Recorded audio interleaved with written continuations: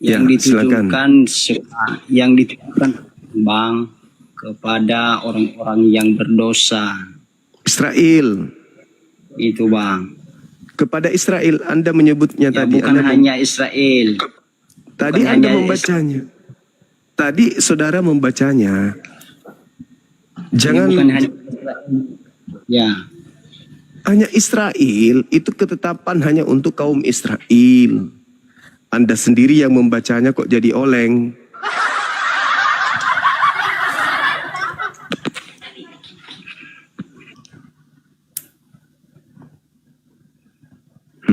Makanya solang.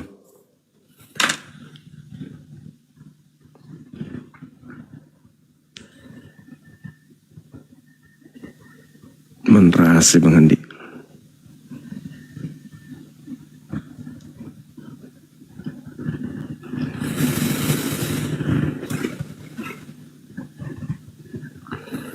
Di dalam ulangan 5 itu, di situ Nabi Musa mendapatkan perintah untuk menyeru agar kepada orang-orang Israel agar berkumpul, karena Nabi Musa ingin menyampaikan kemudian seruan ketetapan peraturan yang diterima Musa.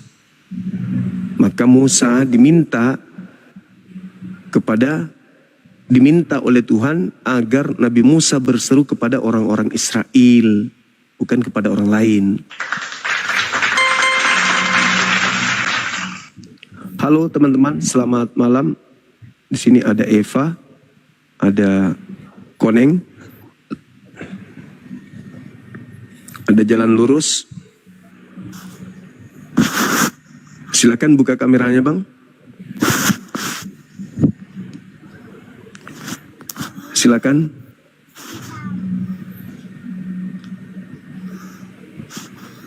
Halo. Wah, benar-benar ini. Naik-naik tapi nggak bersuara.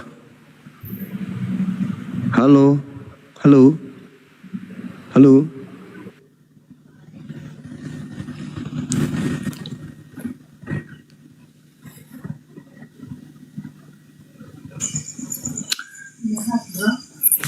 Halo. Selamat malam. Assalamualaikum. Waalaikumsalam. Bang Zuma. Ya. Gimana kabar? Apa kabar, sehat kah? Baik, alhamdulillah Bang. Alhamdulillah. Semoga sehat selalu Bang. Amin. Semangat terus perjuangkan. Shalom, Siap. Mas Edi, Mas Zuma. Shalom. Iya Bang. Bisa buka kamera Bangku? Biar kita diskusi pelan-pelan. Belum bisa buka kameranya nih. Oke.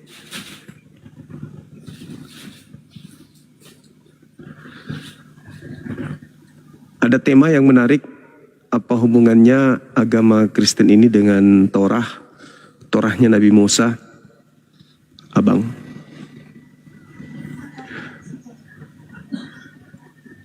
Bisa buka kamera? Bang Indra, thank you Bang Indra. Bisa buka kameranya Bang?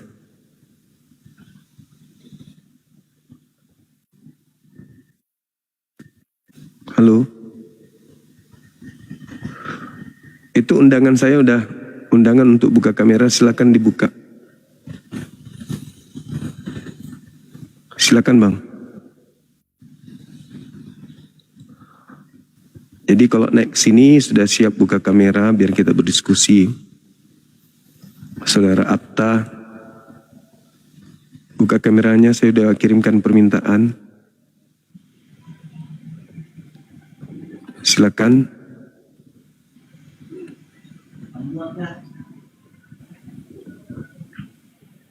Saudara Atta. Ya. Buka kamera Bang, saya sudah kirim permintaan untuk buka kamera. Gimana caranya? Barusan juga Ya. nih.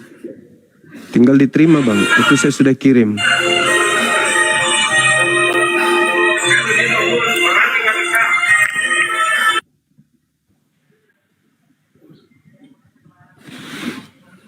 Silakan, buka kameranya. Ya gitu dong. Nah kan bagus kalau buka kamera kan ya.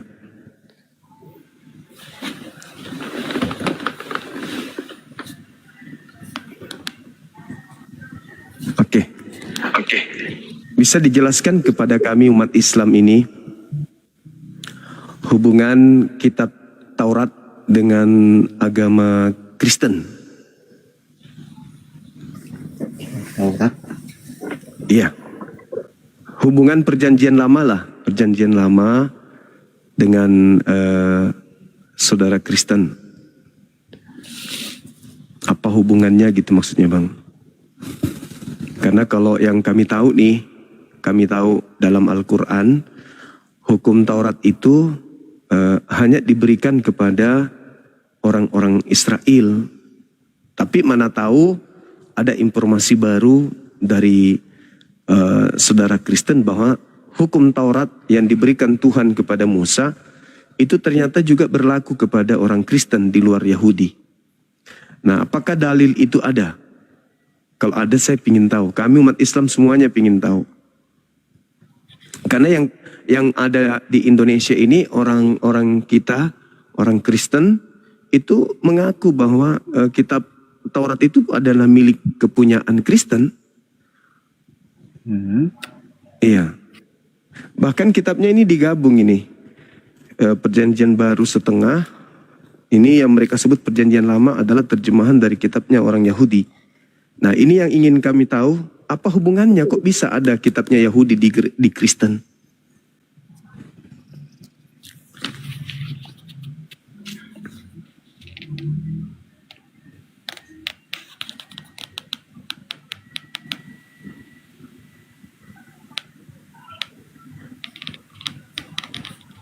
Ada data mungkin atau ada dalil?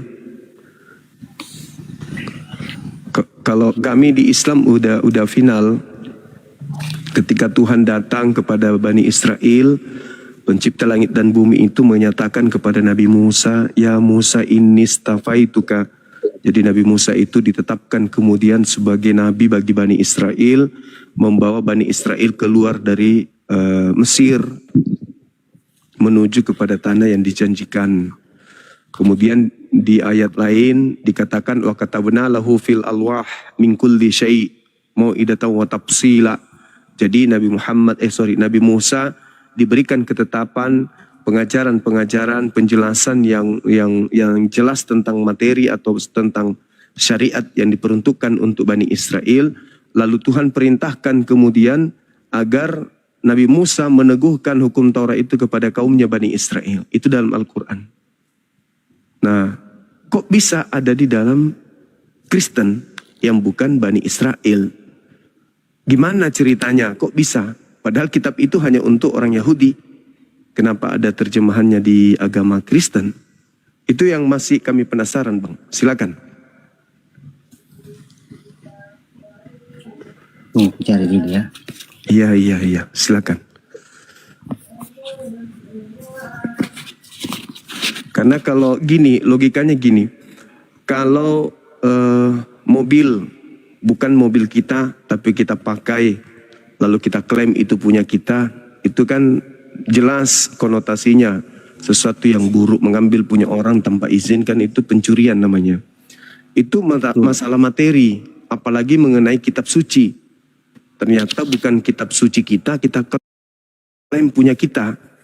Berarti kalau itu betul, hanya hasil mengambil punya orang, apalagi terkait dengan kitab suci, berarti bermasalah agama kita ini. Karena berdiri di atas hasil curian, punya orang kita ambil.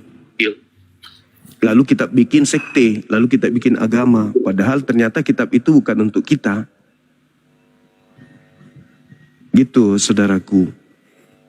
Makanya ada dua agama, Yahudi dan Kristen, menggunakan kitab yang sama-sama mengklaim itu Taurat. Yang satu pakai bahasa Ibrani, yaitu Yahudi. Yang satu pakai terjemahan saja, yaitu orang Kristen. Nah, mana si pemilik yang benar ini siapa sih? Yang pegang Taurat bahasa Ibrani yang asli, atau Kristen yang hanya pegang terjemahan saja? Yang mana si pemiliknya? Karena tidak mungkin dua-duanya pemilik. Pasti ada satu di antara kedua kelompok ini.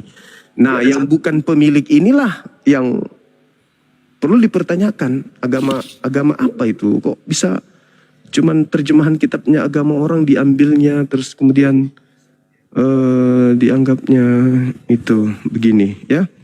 Oke, silakan. Saudara, malam Bang. malam, Gimana sehat Bang? sehat, makasih. Bagus Bang. Ya, Saya, Anda juga saya sehat? sih mau.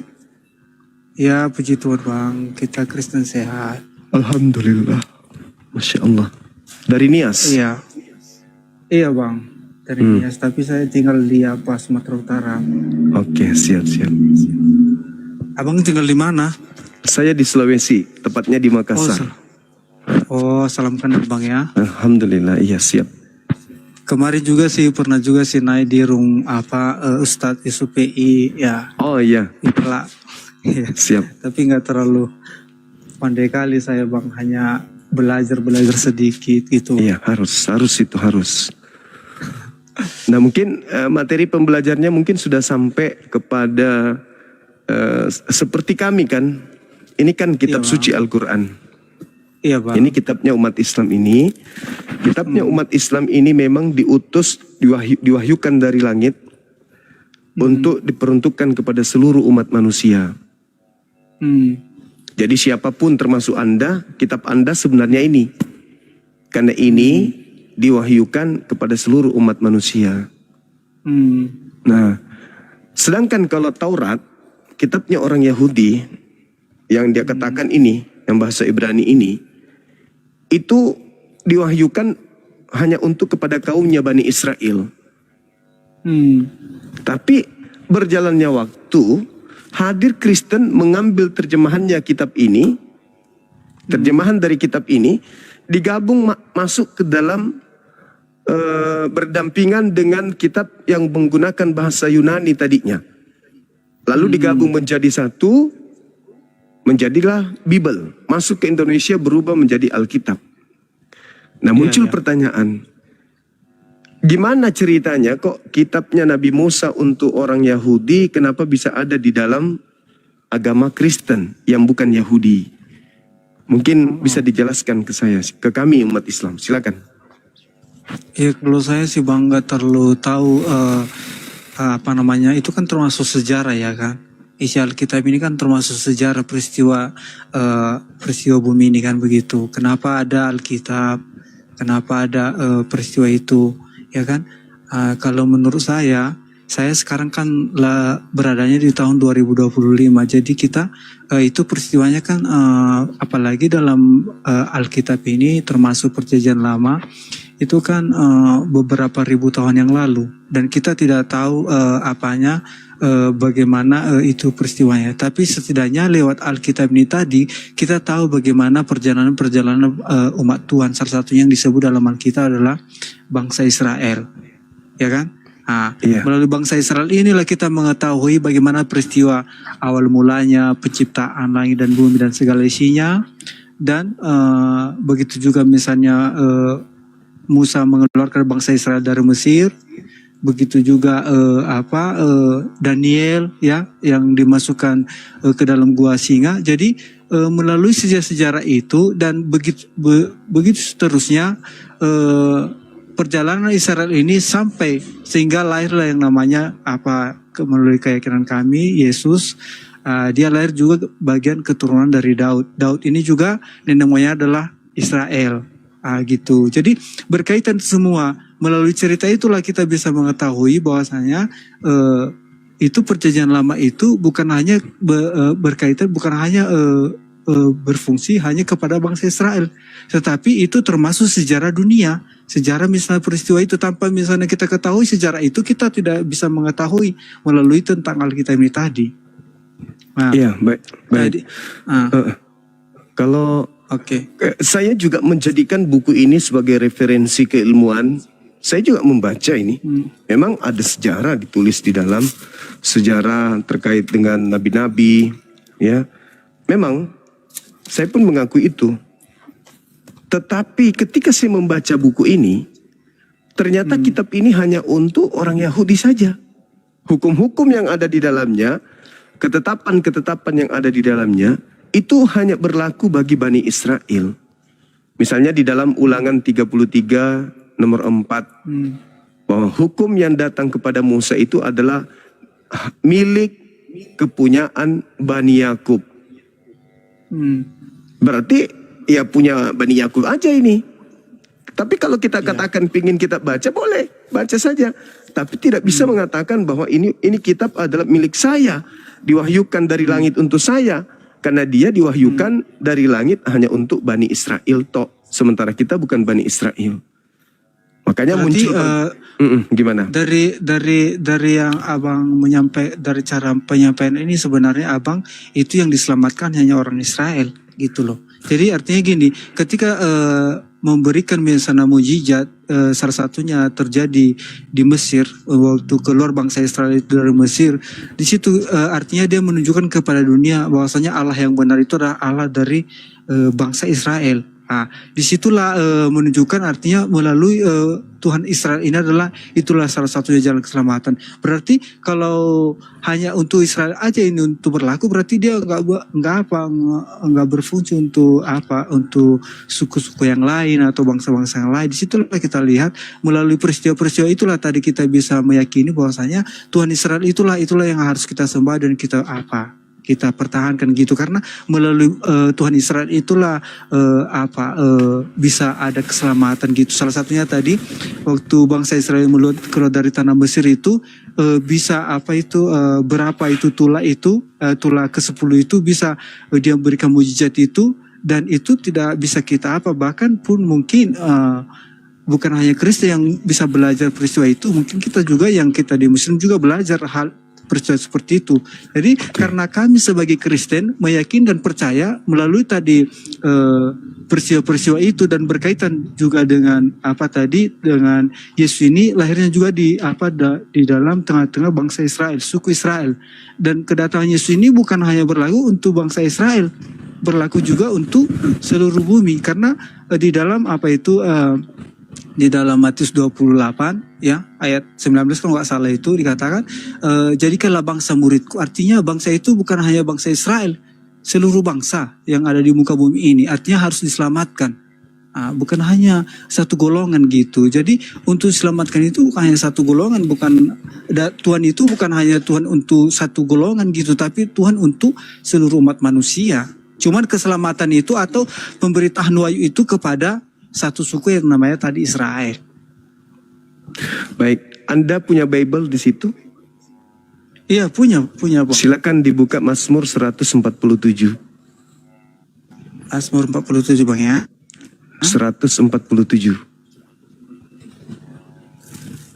Bentar Bang ya. Silakan. Mazmur 147 Bang ya. Siap. Oke. Ayat berapa Bang? Ayat kedua dari yang terakhir. 19. Ayat 19 ya. Ya, coba. Oke. Ia memberitakan firman-Nya kepada Yakub, ketetapan-ketetapannya dan hukum-hukumnya kepada Israel. Oke. Lanjutnya, data selanjutnya. Ia tidak berbuat demikian kepada segala bangsa, dan hukum-hukumnya tidak mereka kenal. Haleluya. Oke. Apa yang Anda tanggap di situ? Apakah hukum yang Tuhan berikan kepada Yakub, aturan-aturan kepada Israel, diberikan kepada bangsa di luar Israel? Di sini kan apanya itu situasinya gini Bang. Situasinya ini yang menerima yang menerima tentang kepercayaan kepada Allah atau kepada Tuhan pada saat itu adalah hanya orang Israel. Karena yang di dalam ayat 20 dikatakan ia tidak berbuat demikian kepada segala bangsa dan hukum-hukumnya tidak mereka kenal. Artinya walaupun disampaikan kepada orang yang tidak percaya, itu tidak akan masuk di akalnya Bang. Gitu kalau kita ambil dari ayat 20-nya. Makanya mereka walaupun disampaikan hukum-hukum tentang hukum ini tadi, mereka tidak mengenal dan tidak mereka terima. Itu dalilnya dalilnya nomor 20 itu kayak mana bunyinya di sana Bang? Ya ini nomor 20-nya Bang ya, yang paling terakhir ini dikatakan Bang. Dikatakan di sini dan hukum-hukumnya tidak mereka kenal. Jadi walaupun disampaikan hukum-hukum Tuhan ini mereka tidak akan tidak akan menerima. Memang ada perintahnya di situ akan menyampaikan ke bangsa lain atau aturan-aturannya itu tidak diberikan ke bangsa lain. Kenapa nggak diberikan ke bangsa lain? Karena mereka tidak akan menerima hukum-hukum ini dan mereka tidak mengenal hukum-hukum Tuhan. Karena hukum itu memang hanya diberikan kepada Bani Israel kan? Iya, karena hanya bangsa Israel yang menerima hukum-hukum Tuhan ini. Maka kepada Iya. bangsa Israel lah diberikan hukum ini, yang bisa melaksanakan hukum ini. Terus apa hubungannya dengan Kristen kalau begitu? Hah? Apa hubungannya dengan Kristen? Oke. Apa hubungannya dengan Kristen? Iya. Kristen ini kutanya dulu sama abang. Abang kan mungkin Kristen ini apa artinya Kristen? Pengikut Kristus. Oke. Jadi waktu datang Yesus ke dunia ini apa yang diajarkan? Yang diajarkan Yesus kepada Bani Israel adalah Injil, bukan Taurat. Injil ya? Oke. Tolong dulu bang, dibuka dulu Matius apa bang? Matius 28. Matius 5 ayat 17 bang. Matius 5 nomor 17. Ayat 17. Iya. Apakah di situ Yesus mengatakan bahwa dia diutus untuk seluruh bangsa? Gini maksudnya bang, karena biar Iya. supaya tahu kita dulu bang, biar supaya tahu kita kan. Iya. Tujuannya kenapa apa itu? Ini bukan masalah untuk bangsa bang. Karena yang Tidak, diajarkan Yesus masalahnya- itu kan untuk keselamatan. Masalahnya Yesusnya yang mengatakan kalau dia itu hanya untuk Israel. Dia tidak pernah mengatakan aku diutus untuk bangsa lain. Ini bukan masalah diutus bang, ini masalah Benar. ajarannya gitu. Iya, tadi betul. kan abang bilang kan Kristen itu adalah mengikut Kristus. Berarti apa yang disampaikan Yesus itu berarti kita ikuti dong. Kan begitu. Nah, sekarang di mana Itu Yesus pengertiannya. mengajarkan? Oke. Sekarang di mana Yesus mengajarkan? Ke gereja aja dulu.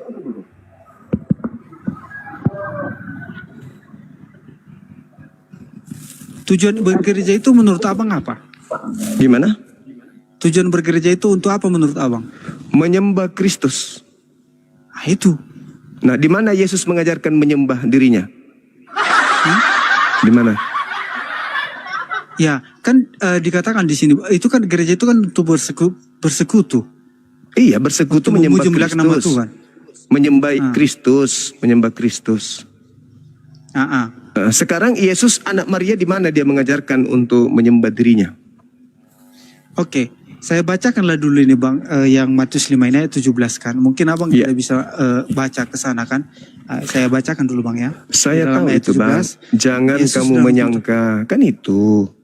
Gini bang, maksud gini mungkin kalau abang mungkin udah paham, mungkin penonton belum paham tentang ayat ini kan. Jadi supaya kita tahu kan, karena tadi yang saya sampaikan, yang abang bilang tadi, Kristen itu adalah pengikut Kristus. Jadi apa yang disampaikan Yesus itu adalah ajaran kebaikan kan begitu. Oke, sabar dulu. Sabar dulu. Saya bertanya sebelum Anda baca dulu. Saya ingin gali wawasan Anda ini. Janganlah kamu. Saya ingin tahu. Kamu di situ maksud Yesus siapa?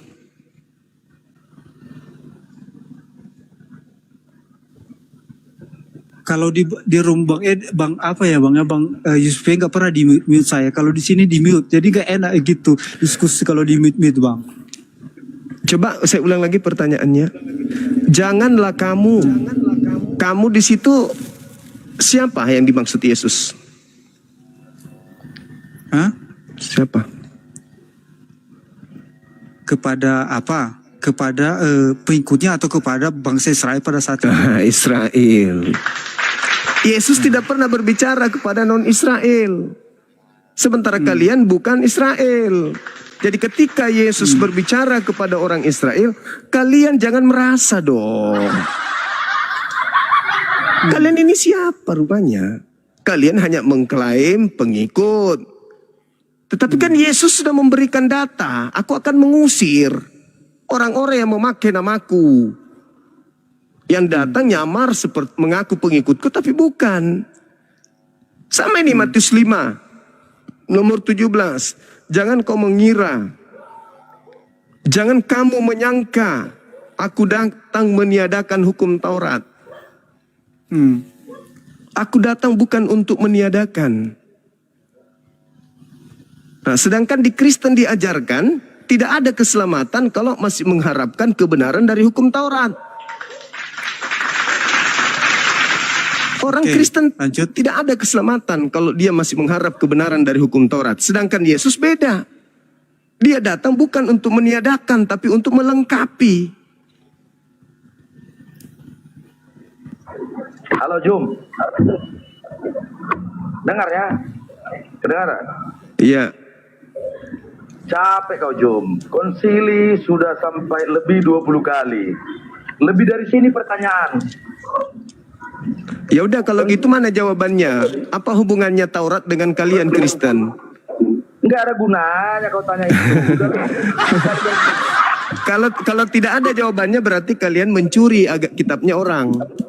Konsili. Oh, jangan kau bilang mencuri. Ya kalau bukan hakmu kamu pakai mencuri namanya itu bang. Loh. Salah kau Jum. Lah coba buktikan legalitasnya Anda gunakan kitabnya Yahudi di mana? Pada saat itu, Pada saat mana? Silakan. konsili tahun ini enggak ingat aku. Dengar. Umat Katolik. Katolik lagi. Hukum Taurat dulu, abangku. Ini dulu. Di sini ada nggak tertulis hukum-hukum ini ada untuk bangsa lain? Di mana? Di kitabnya orang Yahudi. Di kitabnya orang Yahudi. Iya. Kenapa? Ada nggak tertulis di sini bahwa dia mau Tuhannya Yahudi berfirman untuk disampaikan kepada bangsa lain selain Yahudi? Ada nggak? Kalau di Taurat tadi memang tidak. Tidak. Maka muncul pertanyaan kenapa ada di Kristen? Dengar. Tapi kalau di Injil ada. Iya, Injil maksud Anda itu yang ditulis oleh orang-orang yang Anda tidak kenal sendiri kan? Bukan itu. Hukum Taurat. Ini Taurat yang dimaksud bang, bukan buku-buku yang muncul belakangan. Taurat. Yang kita maksud, yang saya maksud ini Taurat. Kenapa Nih. juga? Yang saya maksud Taurat bang. Macam-macam Taurat. suaramu. Taurat. Kenapa? Kenapa ada di agama Anda itu loh? Kalau tidak ada Taurat di agama Kristen, jadi perjanjian baru tidak ada gunanya. Nah memang itulah makanya kita cari apa alasannya Kristen menggunakan kitabnya Yahudi, itu loh yang kita cari. Alasannya begini, di perjanjian lama semua nubuatan, di perjanjian baru digenapi. Jum, dengar, Jum. Oh, cuma kayak gitu lah. Dengar dulu. Di perjanjian lama dinubuatkan ya lahir dari, dengar dulu kagak garuk kepala, aku nggak suka begitu. Kamu mentafsirkan kitabnya orang. Tunjukkan dulu dalilnya di mana di kitabnya Torah ini bahwa ini diwahyukan untuk bangsa lain. Itu dulu. Siapa bilang bahwasannya nggak ada untuk bangsa lain? Mana tunjukkan dalilnya? Kan tadi saya sudah menunjukkan. Sudah digenapi di perjanjian baru. Apa hubungannya digenapi? Nggak ada hubungannya. Kitab Ini dengar Juma. Pada saat Yesus Kristus mau naik ke surga, bahwasannya Injil ini harus Injil yang mana? Injil yang mana? Injil yang mana yang Yesus perintahkan? Ini. yang kami akui. Yang ini. Ya, Di mana Yesus menyebut buku Lukas, buku Markus, Galatia, Filipi di mana? maksudnya gini loh, dengar dulu. Pada saat Yesus mau naik ke surga, beritakanlah ke seluruh bumi, ke Apa yang harus dunia, apa yang harus diberitakan? Injil tersebut. Injil yang mana? Injil yang kau pegang. Lah, di mana? Ini ditulis tahun berapa? Tahun berapa ini ada ini buku ini? Lukas tahun berapa? Lukas tahun berapa nulis? Tahun 62. Terus? Nah, Yesus berkata tahun berapa? Yesus berkata tahun berapa? Iya. Itu kan sejarahnya. Iya. Iya. Beritakanlah Injil. Injil yang mana? Kok larinya Injil yang belum ada mau diberitakan? Jom. Nggak nyambung kan? Iya, nggak nyambung kan? Iyalah, nggak nyambung pasti. Karena kau yang buat nggak nyambung. Lah, saya bertanya, pada zaman Yesus memberitakan Injil, tidak ada Yesus memberitakan buku-buku yang kalian imani itu. Itu baru muncul belakangan di tengah-tengah orang Roma. Begini loh, Jom dengar. Pada saat Yesus berbicara, kan dikatakan Injil ini harus disebarkan. Injil yang mana? Injil yang mana? Injil yang mana?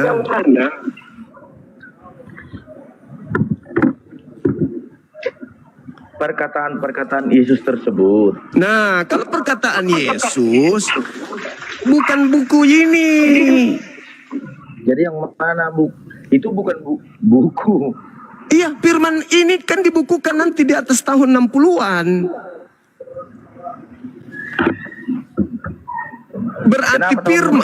Berarti firman yang Yesus perintahkan disampaikan itu adalah dirinya utusan Tuhan kepada Bani Israel, mengajarkan Bani Israel kemudian untuk menyembah hanya kepada Tuhannya dan mengimani dirinya sebagai utusan untuk Bani Israel. Itu bukan dia adalah Tuhan, dia adalah inkarnasi Tuhan. Bukan. Yang bilang inkarnasi Tuhan siapa? Filipi 2. Apa dibilang inkarnasi Tuhan gitu? Iya, Tuhanmu inkarnasi menjadi manusia. Itu kan ajaran berbeda, bukan ajaran Yesus. Jadi yang saudara imani ini bukan Yesus Mesias yang datang kepada Bani Israel. Yang Anda imani ini adalah Mesias lain. Kau tahu itu? Tahulah. Yesus kan yang mengajarkan. Yesus mengajarkan kepada muridnya agar waspada kepada Yesus lain. Berarti itu yang asli yang ngomong kan? Yang asli yang ngomong, yang untuk Bani Israel. Sedangkan yang kalian ikuti bukan Yesus Israel, yang kalian ikuti Yesus Romawi. Makanya ketika saudara ditanya, apa hubungannya? Apa hubungannya kitabnya orang Yahudi dengan Kristen? Kalian menghubung-hubungkan padahal nggak ada. Itu masalahnya itu di situ, Bang. Oke, Bang. Siap. Karena tadi kalau saya gitu ngargai kalau lagi ngomong yang satu ya udah fokus ke situ dulu kan gitu. Gitu sih saya, Bang. Kalau Iya, saya bagus. jawabkan pada gitu. Ya, silakan. Kita juga jadi sini ya, Bang, ya, di dalam Matius 28 ayat 16 di sini katakan perintah untuk memberitakan Injil. Ayat 16 dikatakan di sini dan ke-11 murid itu berangkat ke Galilea, ke bukit yang telah ditunjukkan Yesus kepada mereka. Ayat 17, ketika melihat mereka menyembahnya, tetapi beberapa orang ragu-ragu. Yesus mendekati mereka dan berkata kepadaku, telah diberikan segala kuasa di surga dan di bumi. Karena itu pergilah jadikanlah semua bangsa muridku dan baptislah mereka dalam nama Bapa dan Anak dan Roh Kudus. Dan ajarkanlah mereka melakukan segala sesuatu yang telah kuperintahkan kepadamu, dan ketahuilah aku menyertai kamu senantiasa sampai kepada akhir zaman. Jadi sini katakan termute, jangan di-mute. siapa yang mute, Bang? Moderator kayaknya. Silakan. Baru kali ini, Bang, ya, aku udah 6 kali gabung di roof USPI, nggak pernah di mute, Bang. Jadi tolong disampaikan dulu, tolong disampaikan sama moderatornya, jangan di mute itu nggak apa gitu, nggak etis lah, nggak usah dibuka room ini kalau di mute kan gitu. Iya betul. Saya itu kan orangnya sopan, saya kan orangnya sopan, Bang, nggak ngehujat kan. Betul. Jadi kalau terkecuali kalau hujat ya nggak apa-apa, saya maklum kalau di mute. Iya, tolong dibawa, saya hapus moderatornya nanti ya. Kalau sembarang mute orang lagi bernarasi gitu. Oke, silakan. Bang. Saya ulang, Bang, ya. Lanjut aja. Enggak, saya nggak tahu sampai di mana tadi. Itu dia katakan, pergilah beritakanlah Injil kepada seluruh makhluk. Sorry. Oke. Jadikanlah seluruh bangsa. Oh, di sini dikatakan Bang, di dalam ayat 19 tadi katakan, karena itu pergilah jadikanlah semua bangsa muridku dan baptislah mereka dalam nama Bapa dan Anak dan Roh Kudus. Dan ajarlah mereka melakukan segala sesuatu yang telah kuperintahkan kepadamu.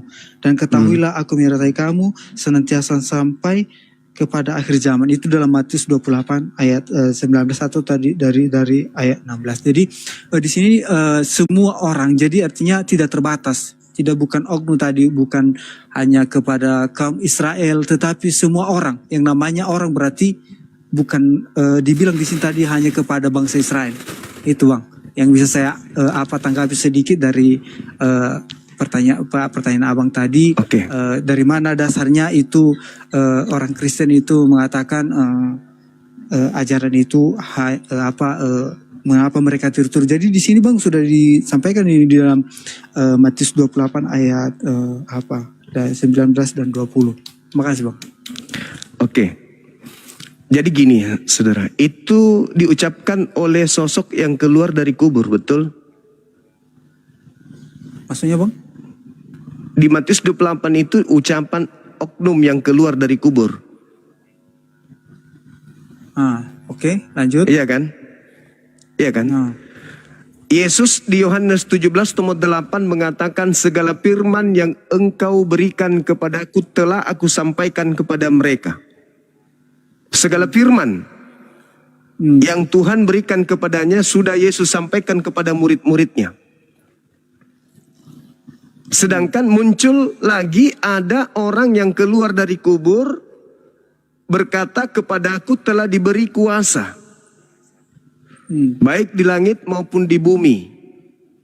Pergilah, jadikanlah seluruh dunia, seluruh bangsa menjadi muridku. Nah sekarang, kalau itu adalah Yesus Bang, berarti yang disalib ini adalah orang yang dikutuk. Yesus yang dikutuk.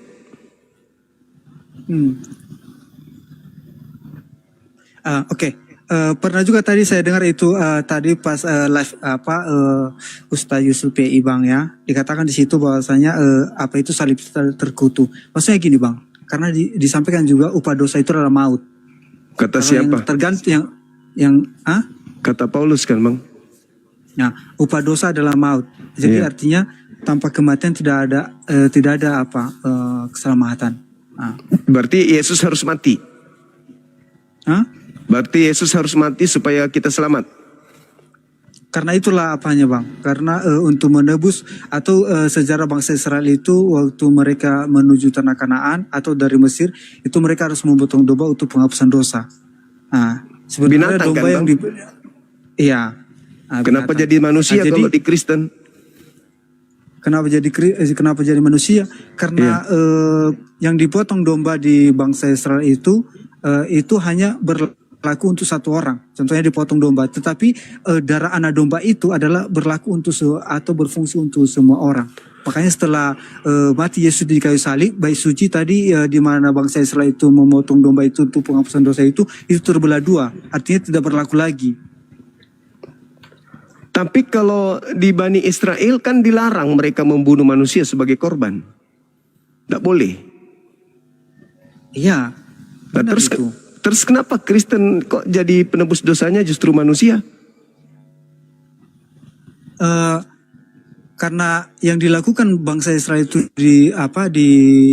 sebelumnya itu adalah hanya lambang untuk penyelamatan. Kata siapa itu Bang? Kata siapa bahwa itu hanya lambang? Karena jikalau bangsa Israel itu waktu mereka keluar dari Mesir itu mereka tidak memotong domba untuk penghapusan dosa, mereka akan binasa. Karena waktu mereka keluar dari Mesir itu, kalau pada siang hari mereka ditutup dengan tiang awan, kalau pada malam hari tiang api, artinya mereka bersama-sama dengan Tuhan. Jadi kalau mereka tidak menguduskan diri mereka di hadapan Tuhan pada saat mereka menjalani dari Mesir menuju tanah Kanaan, mereka akan binasa.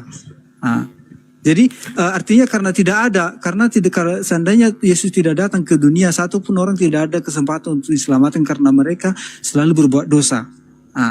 Jadi karena dikatakan di situ karena begitu besar kasih Allah akan dunia ini, kan di dalam apa itu Bang? Dalam Yohanes 3 ya. Sebentar dulu Bang ya. Kalau saya buka dulu Bang ya, di dalam Yohanes 3 ayat 16 itu ya. Iya, ayat 16. Saya bacakan dulu Bang ya.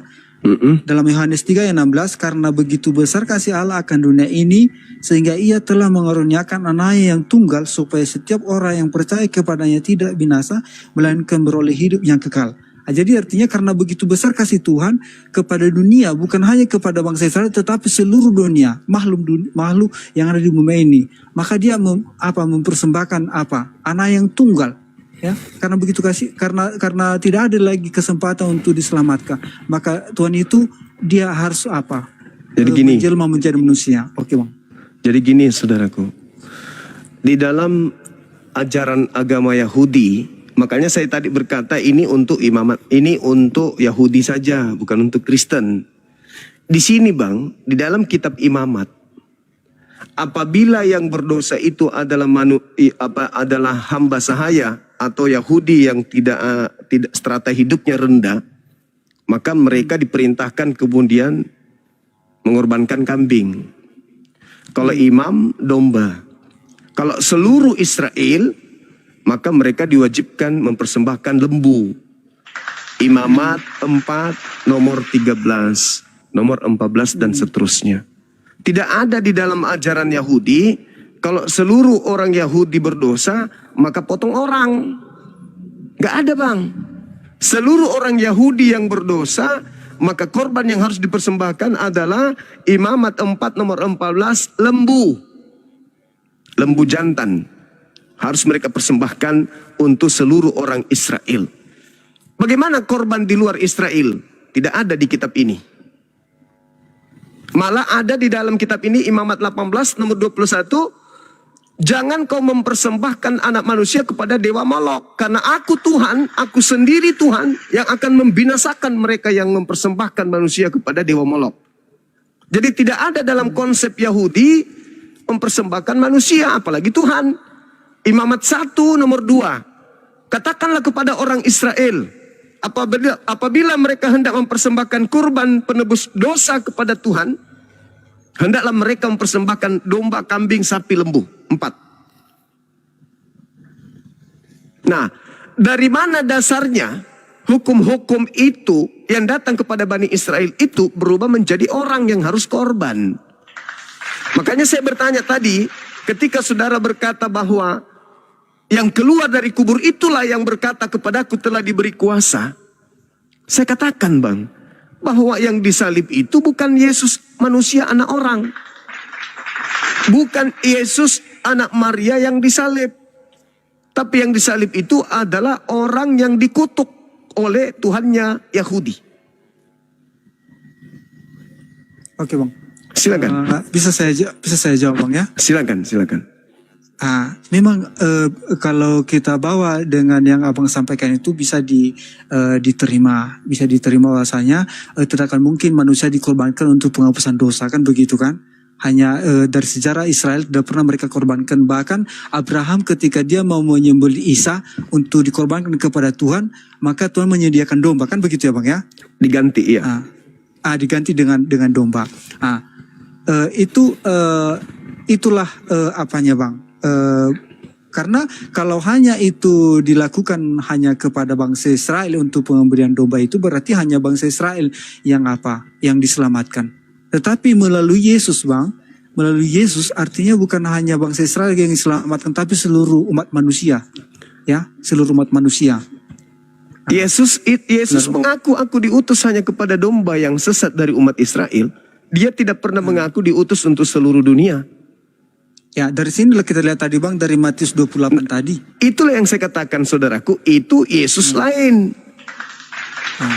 Kenapa? Karena dari mana kita tahu dia misalnya lain Bang? Karena ini kan disampaikan kepada murid-muridnya. Itu saya ulang lagi buka ya Bang. Ini dikatakan loh Bang, di dalam apa ini, di dalam apa tadi Matius 20 apa tadi? Matius 28. Saya kembali ke situ Bang supaya lebih apa kita. Di dalam Matius 28 ini dalam apa ini di dalam ayat 16 ini dikatakan Bang ya. Perintah untuk memberitakan Injil itu judulnya Bang ya. Dan 11 murid. Berarti salah satu murid yang menulis di sini melalui Matius ya kan, Petrus ya kan, Lukas. Jadi ada di sini katanya disampaikan kepada kita 11 murid Yesus ya. Dan 11 murid itu berangkat ke Galilea, ke bukit yang telah ditunjukkan Yesus kepada mereka. Ayat 17, ketika melihat mereka menyembahnya, tetapi beberapa orang ragu-ragu. Yesus mendekati mereka dan berkata, "Kepadaku telah diberikan segala kuasa di sorga dan di bumi." Nah, jadi di sini kita sudah memberikan kepada kita jawaban sebagaimana tadi yang abang bilang itu tadi, beda Yesus yang mati atau yang bangkit. Nah, di sini kita lihat berarti ini yang bangkit ini Yesus ini di antara yang mati, dia katakan di sini murid-muridnya gitu loh. Bukan Yesus itu Bang. Saya jelaskan sama saudara ya. Ketika Yesus berbicara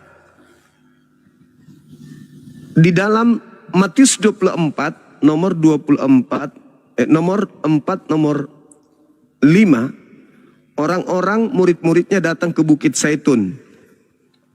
"Guru, apa tanda kedatanganmu?" Yesus menjawab, "Waspadalah kepada penyesat yang datang kepadamu dengan memakai namaku dan berkata, akulah dia, akulah Kristus. Jangan kamu percaya. Mereka akan menyesatkan banyak orang." Nah, Yesusnya mengatakan akan datang penyesat memakai nama dia. Kalau saya menguraikan ini terlalu panjang. Saya langsung ambil keputusan aja yang terakhir.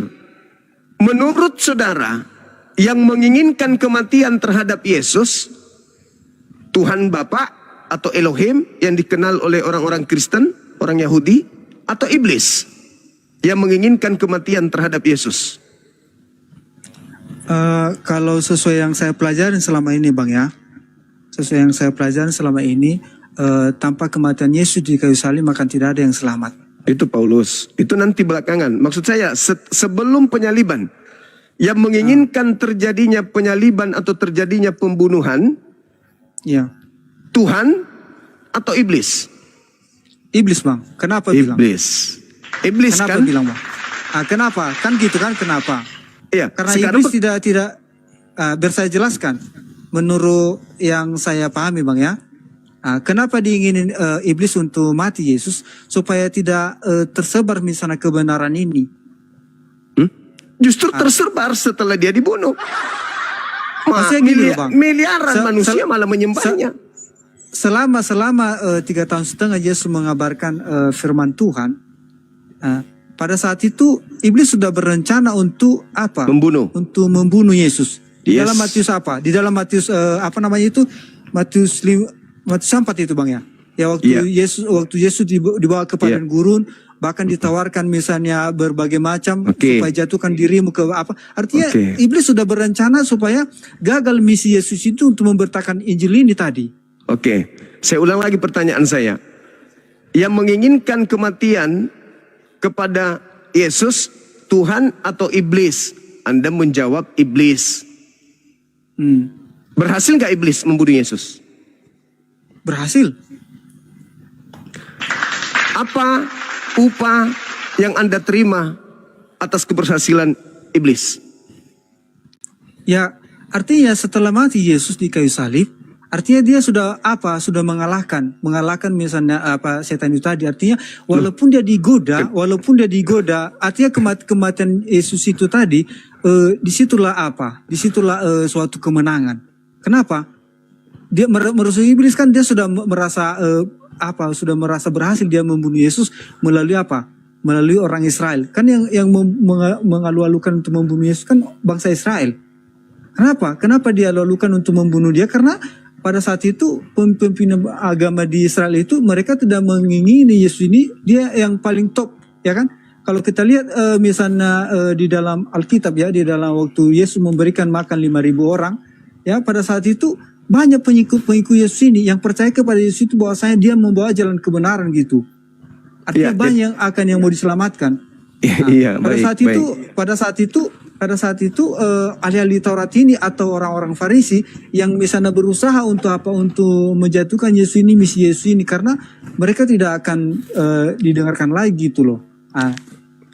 Pada saat lagi Yesus memberikan ilustrasi kepada mereka, kalau kalian tidak dilahirkan kembali seperti apa, kalian tidak akan masuk surga. Masa datang misalnya orang-orang ahli Taurat mengatakan bagaimana bisa dilahirkan kembali? Artinya di situ termasuk adalah baptisan. Jadi misi Yesus itu adalah bagaimana supaya lebih banyak lagi yang mendengar firman Tuhan. Tapi iblis berusaha, tetapi walaupun Yesus sudah mati, berhasil tadi iblis untuk menghasut manusia pada saat itu adalah orang Israel. Dia sudah memenangkan apa itu tadi. Bagaimana dia memenangkan itu? Pada saat dia disiksa di kayu salib, dia tidak melakukan dosa. Iblis ini berusaha supaya Yesus ini berdosa, supaya gagal misinya untuk menyelamatkan manusia. Ya, jadi gini ya Bangku. Siapa yang menginginkan kematian terhadap Yesus? Iblis. Berhasil gak iblis membunuh Yesus? Berhasil. Dari kerja iblis ini, apa yang Anda terima dari hasil kerja iblis membunuh Yesus? Keselamatan. Berarti iblis bagi Anda ini apa? Penjahat atau pahlawan? Ya tetap dia penjahat. Penjahat yang memberikan keselamatan kepada Anda. Tadi kan pertanyaan abang tadi kan siapa yang merencanakan apa? Merencanakan membunuh Yesus. Siapa yang Apakah Tuhan menginginkan? atau iblis? Siapa yang menginginkan? Anda mengatakan iblis. Iya. Karena iblis berhasil. Apa yang Anda dapatkan dari hasil kerja iblis yang begitu bagus untuk Anda? Tujuannya bukan ke situ, Bang. Lah, tujuannya Andanya yang bukan masalah tujuan, Anda yang saya tanya. Apa yang Anda dapatkan dari cara kerja, dari keberhasilan iblis ini membunuh Yesus? Apa yang Anda dapatkan? Yang kita dapatkan. Kristen dapatkan apa? Yang kita dapatkan, Bang, melalui tadi kematian Yesus ini tadi, kita melihat dia bisa apa? Dia bisa mati, menyelamatkan, dan terus bisa bangkit dari antara orang mati. Menyelamatkan Anda kan? Bisa mati di antara orang mati. Artinya walaupun mati, kalau dia mempertahankan kebenaran, berarti bisa ada harapan untuk dibangkitkan kembali. Enggak, maksud saya, dari hasil iblis membunuh Yesus, Anda sebagai Kristen mendapatkan keselamatan, betul? Oke. Apa yang Anda ingin ucapkan kepada iblis yang begitu berjasa untuk Anda? Ya kan tujuannya tadi iblis ini kan membunuh Yesus kan bukan untuk apa? Untuk supaya selamat dia untuk dalam misinya untuk menyelamatkan manusia atau menyampaikan Injilnya, menyampaikan firman Tuhan. Tetapi misinya itu supaya bagaimana Yesus ini gagal misinya untuk menyelamatkan manusia. Nah, tapi ternyata iblis berhasil membunuh Yesus, tapi ternyata menyelamatkan manusia, termasuk Anda. Dia berhasil dalam arti dia berhasil untuk mengagalkan misi Yesus, tetapi kenyataannya tidak. Misi Yesus itu kan Anda sendiri mengatakan sudah dinubuatkan, bahkan Tauratnya orang Yahudi Anda bawa-bawa. Demi untuk Yesus Anda itu mati menebus dosa-dosa Anda. Sementara yang berjasa mematikan Yesus di salib itu adalah iblis. Dan hasil dari pekerjaan itu dipanen oleh saudara. 2 miliar manusia panen dari hasil iblis.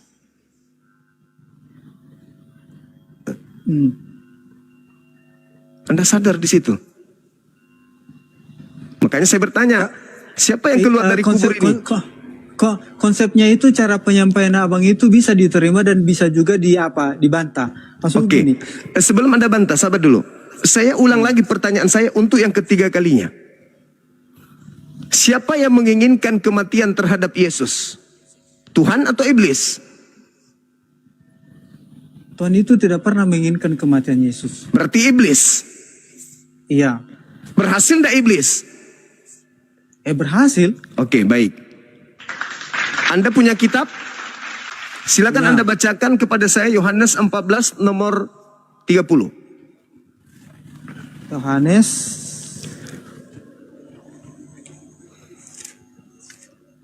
14. ayat 30. Oke. Tidak banyak lagi aku berkata-kata dengan kamu sebab penguasa dunia ini datang dan ia tidak berkuasa sedikit pun atas diriku. Oke. Apa kata Yesus terkait iblis? Berkuasa atau tidak berkuasa? Tidak berkuasa. Berhasil tidak iblis menguasai Yesus dibunuh? Maksudnya gini loh Bang ya. Yang saya maksud tadi berhasil iblis membunuh Yesus tapi lihat manusia, bukan berarti iblis itu apa? Langsung dia membunuh Yesus, bukan. Ya, berarti apa bedanya? Apa bedanya? Iblis yang merasuki Yudas. Ujung-ujungnya apa? Berhasil. Sementara Yesus mengatakan, aku yang memilih engkau yang 12 dan satu di antaramu iblis, yaitu Yudas. Yohanes 6 nomor 70. Berhasil gak iblis? Berhasil. Nah, sementara Yesus mengatakan, iblis sedikit pun tidak berkuasa atas diriku. Berarti yang dibunuh oleh iblis di atas salib ini siapa? Ayo Bang. Maksudnya bukan, yang maksudnya di sini kalau saya ambil apanya Bang, pengertiannya di dalam apanya tadi di dalam Yohanes 14 ayat 30 ini tidak banyak lagi aku berkata-kata kepadamu, disampaikan kepada muridnya maksudnya di sini, sebab penguasa dunia ini datang dan ia tidak berkuasa sedikit pun atas diriku. Maksudnya di sini ayat 31-nya, tetapi supaya dunia tahu bahwa aku mengasihi Bapa dan bahwa aku melakukan segala sesuatu yang seperti yang diperintahkan Bapa kepadaku. Bangunlah, marilah kita pergi dari sini. Jadi di sini maksudnya di sini Bang. Gimana maksudnya? Gimana? Di sini Iblis maksudnya tadi di ini, sini, iblis tadi ini tidak berkuasa kan? nggak berkuasa. Oke. Tetapi dia dia berhasil untuk apa? Apa? Menghasut manusia. Berarti Yesus kalah. Ya, kita tanya dulu. Atas dasar apa misalnya Yesus berkuasa, dia menguasai apa? Umat manusia pada saat itu. Yesus siapa? Yesus mengatakan aku tidak dapat berbuat apa-apa dari diriku. Seperti ini dulu contohnya Bang ya. Seperti ini dulu contohnya. Iya. Tuhan Yesus tidak bisa mengintervensi abang. Contohnya. Iya. Tuhan Yesus tidak bisa mengintervensi abang, tetapi iblis bisa menggoda abang untuk menjatuhkan Yesus. Seperti itu kira-kiranya Bang. Nah, sekarang iblis datang melalui Yudas. Nah, itu. Berhasil enggak? Apa bisa Yesus mengintervensi si Yudas untuk mengapa dia mengagalkan itu? Saudaraku, Yesus itu ahli di dalam membuat orang sembuh, orang yang kerasukan setan. Ya, Nah, betul. kenapa giliran Yudas enggak bisa? Ya, itu kan nggak bisa dia mengintervensi. Makanya aku bilang tadi, itu kan memberikan pilihan. Yesus mengatakan iblis sedikit pun tidak berkuasa atas diriku. Ya atas dirinya, tetapi atas diri apanya orang lain, mana mungkin bisa dia apa? Bisa dicegahnya gitu. Berarti bohong kalau begitu. Buktinya iblis bisa berkuasa atas dirinya dengan menggunakan Yudas. Bohong berarti.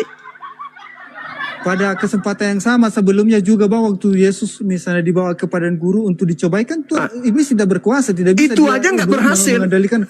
Itu aja berarti. Dengan kata lain, Yesus kalah siasat. Dia mengatakan tidak berkuasa sedikit pun atas diriku. Tapi ternyata berhasil. Atau jangan-jangan yang digantung ini bukan Yesus. Yesus asli sudah terangkat. Iblis tidak berhasil. Enggak juga Bang. Dari Matius 28 tadi kita mengetahui bahwasanya. Tunggu dulu. Yesus kan berkata, waspadalah kepada penyesat yang datang kepadamu dengan memakai namaku. Tetapi di sini disampaikan kepada muridnya. Muridnya Kan Yesus mengatakan, 11 lagi. Yesus mengatakan, sebab Yesus palsu yang akan datang banyak melakukan tanda yang dahsyat dan mukjizat, sekiranya mungkin menyesatkan murid-murid pilihan juga. Matius 24 nomor 24. Makanya Yesus mengatakan, waspadalah, waspadalah. bangunlah, jangan kau tidur, berdoalah supaya kau jangan jatuh dalam percobaan. Itu kata Yesus selalu kepada muridnya, berjaga-jagalah, berdoalah denganku, jangan kau tidur, jangan sampai kau jatuh, jangan sampai kau jatuh. Itu kata Yesus. Nah, kalau dia katakan Yesus, penyesat itu datang akan menyesatkan orang pilihan juga, lantas Anda mengatakan murid-muridnya itu tergoda, berarti betul nubuatannya. Penyesat itu datang memakai nama Yesus dan berkata, akulah Kristus. Itu akan menyesatkan orang-orang pilihan juga. Ya, tetapi kan yang di dalam Matius 28 ini tadi Bang, dia mengatakan kepada muridnya, perintah yang pernah ku sampaikan kepada kamu. Nah sekarang oke. Nah, artinya di situ kan, Lanjut. nah di sini tadi saya ulangi lagi dong Bang ya, biar supaya lebih apa. Nomor 20. Yang di dalam nomor 20 tadi, Iya. dan ajarlah mereka melakukan segala sesuatu telah kuperintahkan kepadamu. Artinya apa firman Tuhan yang disampaikan kepada muridnya sebelumnya waktu dia masih hidup atau waktu sebelum dia sebelum disalibkan. Berarti kan itu yang diikuti, yang diajarkan oleh murid-muridnya kepada apa? Kepada dunia, kepada semua orang. Baik saudaraku, saya mau uji Anda ini masih bisa sembuh atau Anda tidak bisa sembuh. Matius yang Anda baca 28 nomor 20. Dan ajarlah mereka melakukan segala sesuatu yang telah aku ajarkan kepadamu. Betul ya? Betul ya? Oke. Sekarang, mana ajaran Yesus untuk mengganti Sabat menjadi Minggu? Maksudnya Bang? Kan mengajarkan, kalau yang mengajarkan ada, kalau yang memerintahkan dalam Matius 28 ini, nomor 20 ini adalah Yesus yang mengajar. Ya toh? Anda paham kan? Ya. Berarti murid-muridnya akan mengajarkan kemudian orang lain, dunia lain, sama seperti Yesus ajarkan kepada Bani Israel, kepada mereka. Betul? Oke. Yesus mengajarkan ibadah Minggu atau ibadah Sabtu yang asli. Kalau saya kebetulan saya perkenalkan juga Bang ya, saya Kristen tapi Kristen apa? Advent. Iya, tahu. Makanya saya tanya. Dia mengajarkan Sabtu atau Minggu? Sabtu Bang. Sabtu. Lalu yang mengajarkan teman-teman kita ibadah Minggu siapa? Ya karena mereka meyakini karena Yesus bangkit pada hari Minggu, maka itu yang Enggak, tadi Anda membaca saudaraku, tadi Anda yang mengatakan, ajarlah mereka melakukan segala sesuatu yang kuperintahkan kepadamu. Betul? Iya betul. Ada nggak perintah Yesus ibadah Minggu? Enggak ada. Enggak ada. Oke. Ada nggak perintah Yesus untuk kemudian menyembah dirinya? Gimana Bang? Ada nggak perintah Yesus untuk menyembah kepada dirinya? Kepada dirinya? Kalau sampai ke situ masih belum ada saya pelajarin Bang. Tetapi nggak ada. Menurut saya Bang, artinya ketika kita meyakini Yesus itu adalah yang sebagai penebus kita, ya berarti dia juga berkaitan dengan Allah Bapa. Karena di dalam apa juga di dalam tadi yang pernah Abang buka tadi Yohanes 14 ya. Yohanes 14 dikatakan di sini di dalam Yohanes 14 ayat 8 bisa saya baca Bang ya? Boleh. Oke. Kata Filipus kepadanya, Tuhan, tunjukkanlah tunjukkanlah Bapa itu kepada kami. Itu sudah cukup bagi kami. Kata Yesus kepadanya, telah sekian lama aku bersama-sama dengan kamu Filipus, namun engkau tidak mengenal aku. Barang siapa telah melihat aku, ia telah melihat Bapa. Bagaimana engkau berkata tunjukkan Bapa itu kepada kami? Artinya di sini berarti ketika sudah melihat Yesus berarti sudah melihat Bapa, artinya sudah melihat Allah. Berarti membunuh Yesus. Berarti kalau kita sembah misalnya Allah Bapa, berarti kita juga turut serta untuk menyembah Yesus. Berarti kalau membunuh Yesus, membunuh Bapa. Ya kan karena Yesus kan menjelma menjadi manusia. Karena dia mengambil rupa manusia. Itu ajaran dari mana Yesus? Di mana Yesus ajarkan itu? Ingat perintahnya. Ingat perintahnya. Ajarlah mereka melakukan segala sesuatu yang kuperintahkan kepadamu. Di mana Yesus memerintahkan muridnya mengajarkan kalau dia adalah inkarnasi dari Bapa. Ayo Bang. Ayo Ayo. kita lihat dulu Bang di dalam apa Bang, di dalam Yohanes 1 Bang ya. Di sini Ya. juga ada juga itu Bang. Firman yang telah menjadi manusia. Ya kan? Itu firman perkataan Tuhan. Perkataan Ya, perkataan Tuhan. yang menjadi manusia. Maksudnya Itu adalah Yesus. Maksudnya Tuhan menjadi manusia gitu. Firman Tuhan telah menjadi manusia. Firman Tuhan telah menjadi alam semesta. Kita bacalah dulu Bang biar supaya lebih apa kan?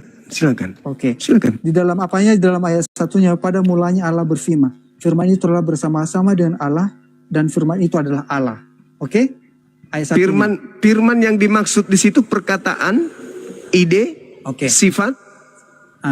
Pokoknya itulah biar saya sampaikan. Enggak, saya tanya dulu. Firman yang bersama-sama dengan Tuhan itu perkataan, ide atau pikiran atau apa? Kalau dengan cara yang abang sampaikan itu mungkin saya masih belum paham cara mengaplikasikan. Tetapi di dalam kejadian ketika Tuhan berfirman jadilah jadi, kan begitu? Jadi. Ketika dia itulah firman Tuhan. Berarti kalau bisa dipastikan itu adalah perkataannya. Perkataan. Oke. Saya ulangi lagi ayat 1-nya Bang ya. Silakan. Saya senang sekali berdiskusi dengan abang karena apa namanya itu enaklah masih bisa nggak pala apa gitu kan. Terima kasih banyak Bang ya. Lanjut. Ini. Di sini dalam ayat 1-nya itu dikatakan pada mulanya adalah firman. Saya ulang lagi, pada mulanya adalah firman. Firman itu adalah bersama-sama dengan Allah dan firman itu adalah Allah. Berarti kita tahu tadi firman itu adalah bersama-sama dengan Allah dan firman itu adalah Allah. Berarti Allah sendiri firman itu. Ayat kedua. Dan ia pada mulanya bersama-sama dengan Allah. Sekarang ayat 3-nya, dan sesuatu dijadikan oleh dia dan tanpa dia tidak ada sesuatu pun yang telah dijadikan, segala yang telah dijadikan. Dalam dia ada hidup dan hidup itu adalah terang manusia. Terang itu bercahaya dan dalam kegelapan. Dan ayat 14-nya Bang. Ayat 14-nya kita sampai lagi. Firman itu telah menjadi manusia. Jadi daging Bang. Di sini.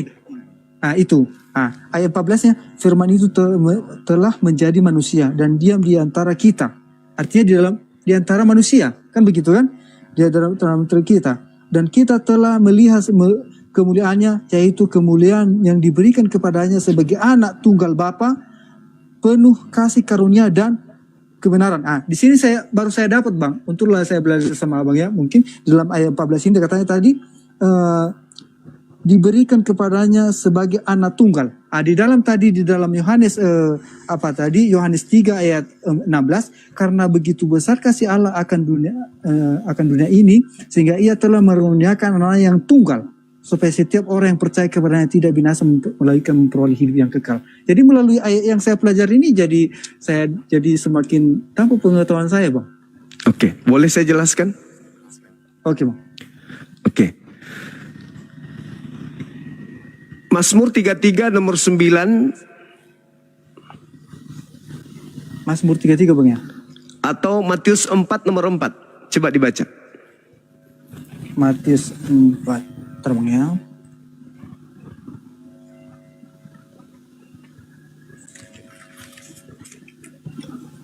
Matius 4 ayat 4. Tetapi Yesus menjawab, ayat tertulis manusia hidup bukan dari roti saja tetapi dari firman yang keluar dari mulut Allah. Oke.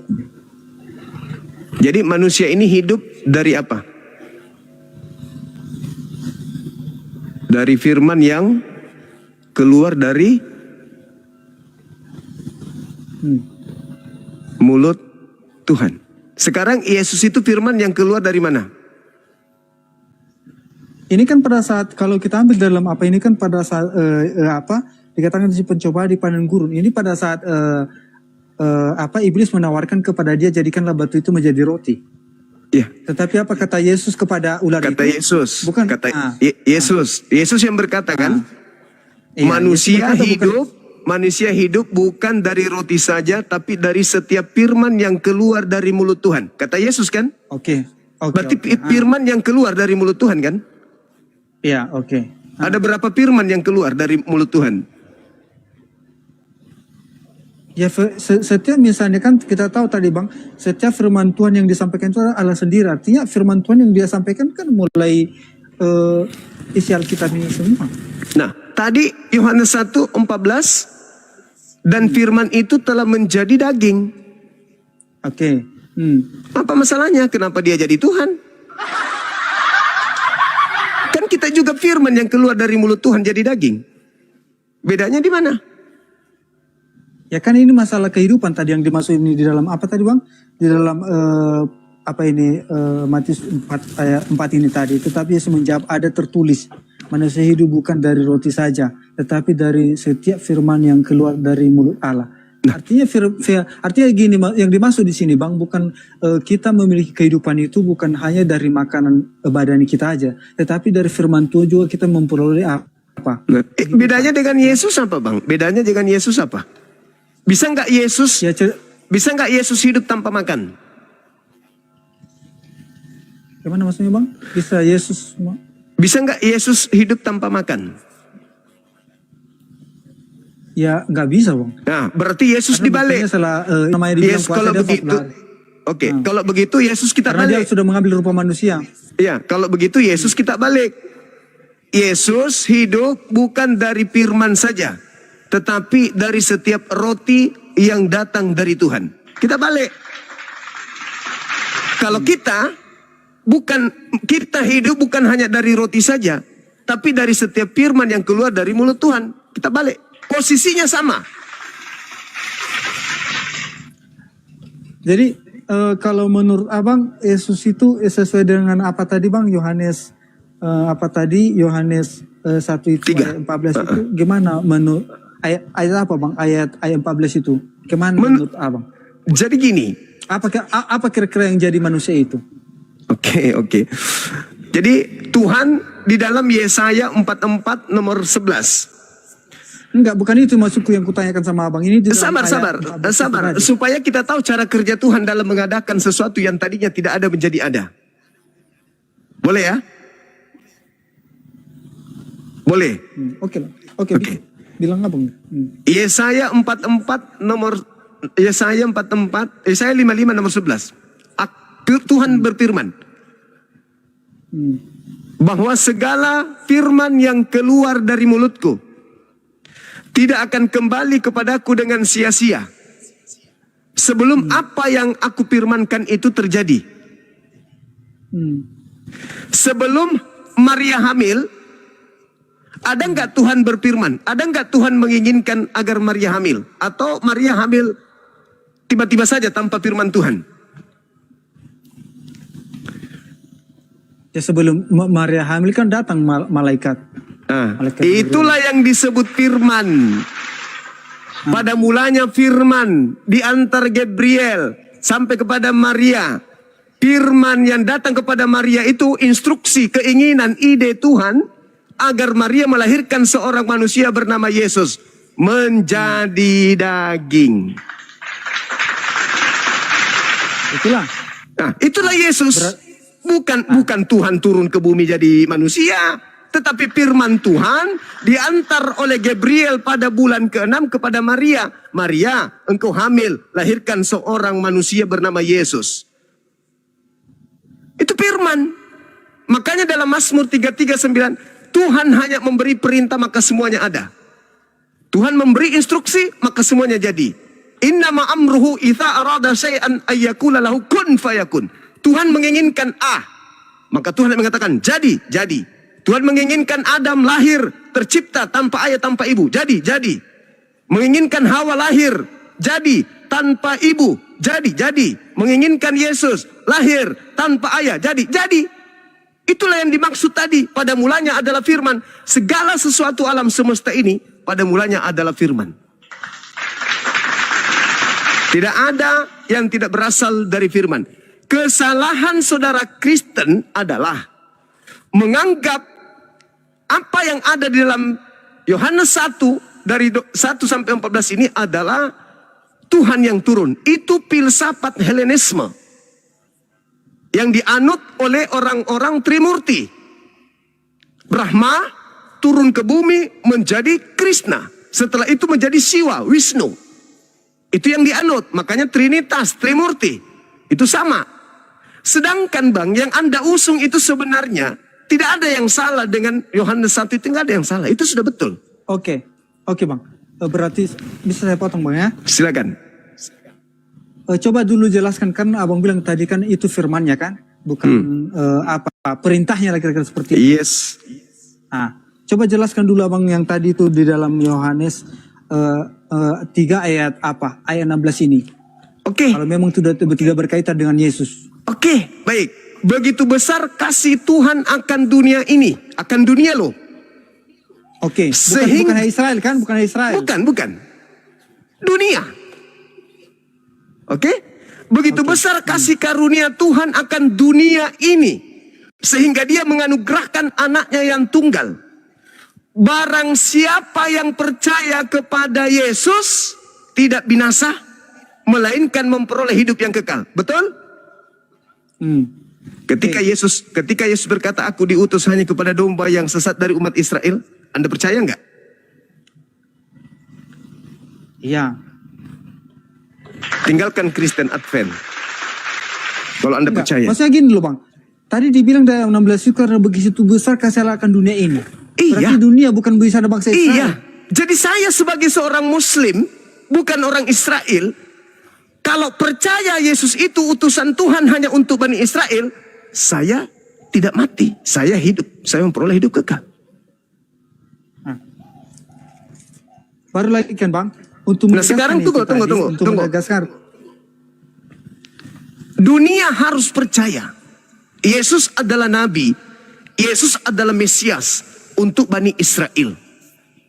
Itu sesuai dengan pengakuan mulutnya. Aku diutus hanya kepada domba yang sesat dari umat Israel. Matius 10 nomor 5 nomor 6. Yesus berpesan kepada ke-12 muridnya agar jangan ke bangsa lain, melainkan pergi kepada domba-domba yang sesat dari umat Israel. Yohanes 17 nomor 3. Hidup kekal itu adalah mereka mengenal Engkau satu-satunya Allah, Tuhan, Eloah yang benar, dan mengenal Yesus Kristus yang Engkau utus. Saya ingin bertanya kepada saudara. Menurut Yesus, kita yang di luar Yahudi memperoleh hidup yang kekal apabila Yesus kita kenal sebagai Tuhan atau utusan Tuhan.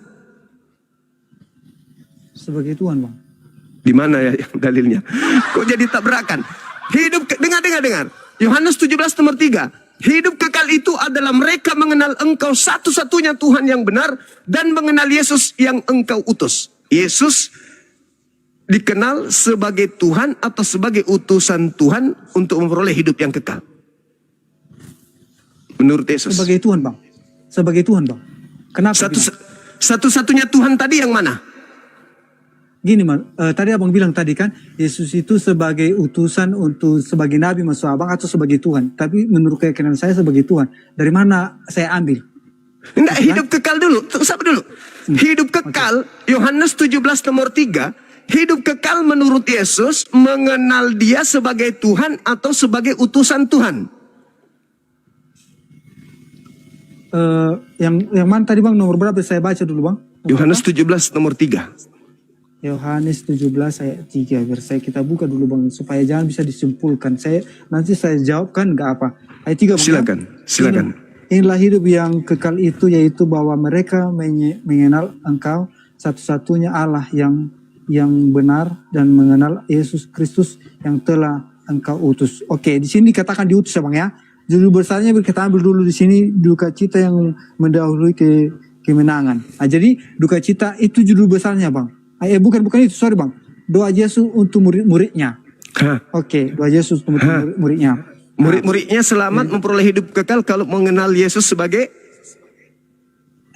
diutus untuk menyelamatkan dunia, maksudnya itu Bang, supaya kita iya, sebagai apa mengerti Bang. Diutus Yesus untuk menyelamatkan dunia. Iya, menyelamatkan dunia. Kalau dunia mengakui dia sebagai utusan, maka dunia selamat. Tapi kalau Ya, dunia dia- mengenalnya sebagai Tuhan itu sendiri, dari mana selamatnya? Mana dalil pengakuan Yesusnya? Ayo. Oke. Bersupaya apa tadi Bang ya?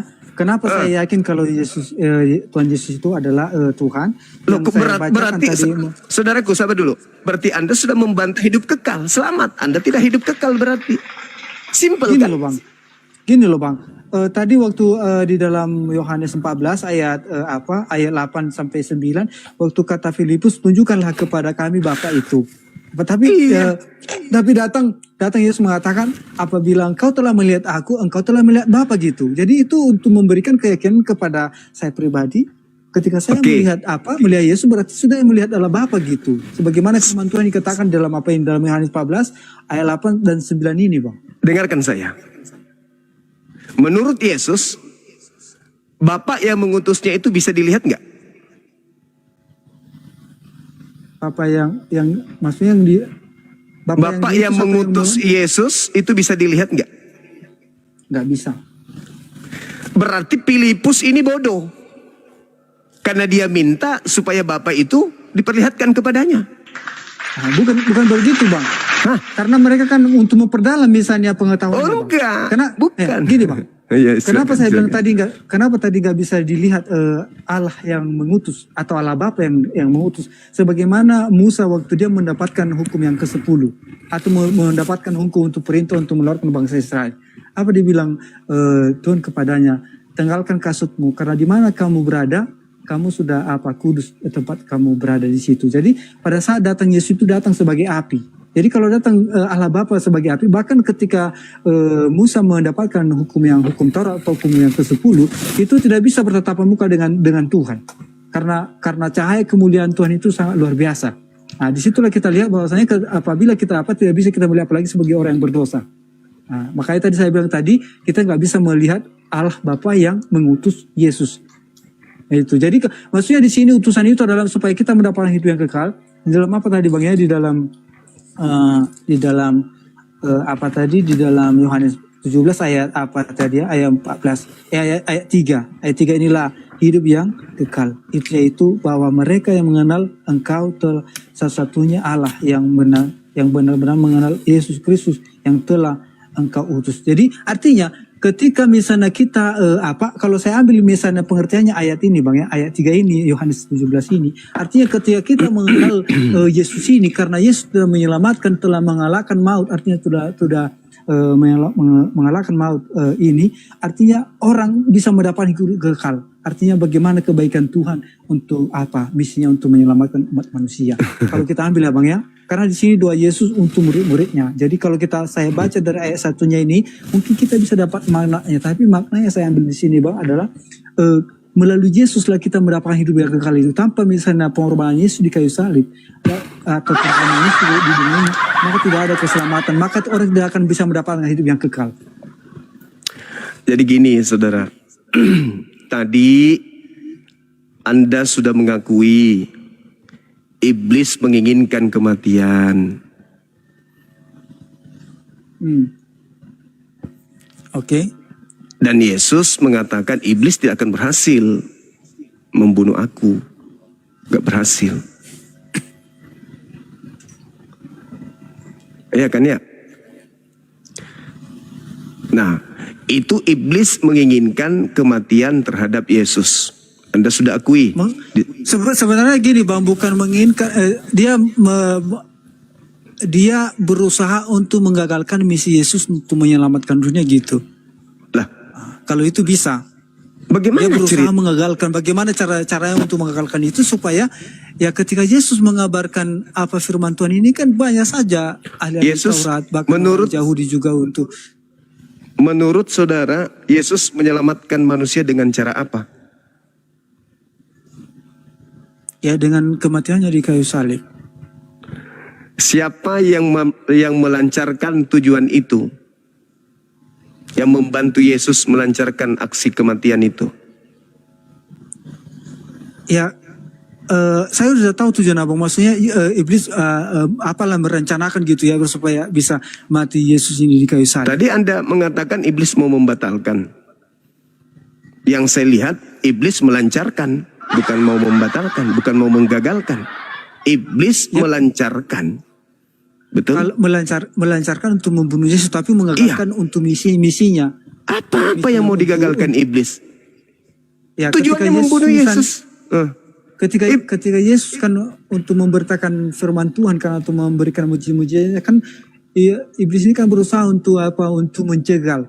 Salah satunya lah pada saat misalnya memberikan persembahan di bait suci. Apa yang dikatakan ahli Taurat, yang mana yang diberikan kepada kaisar waktu memberikan apa dibilang Yesus pada saat itu, apabila kau memberikan persembahan jauh lebih besar daripada janda ini persembahan, karena dia dari kekurangannya.